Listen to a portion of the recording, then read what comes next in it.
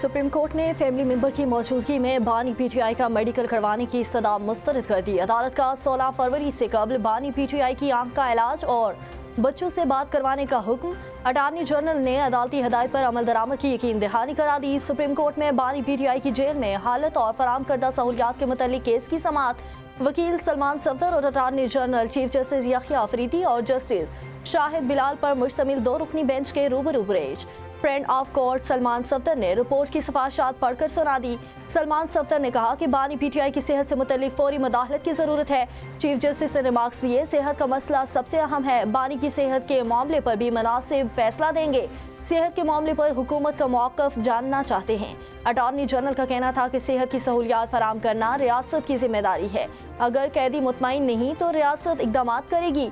Chief justice ने कहा, आज हुकूमत अच्छे मूड में है, हम हुकूमत पर एतमाद कर रहे हैं। बानी की हालत पर पेश की गई रिपोर्ट में दीगर सिफारिशात को खुद देखेंगे। फ्रेंड ऑफ द कोर्ट की जिम्मेदारी निभाने पर बैरिस्टर सलमान सफदर की तारीफ।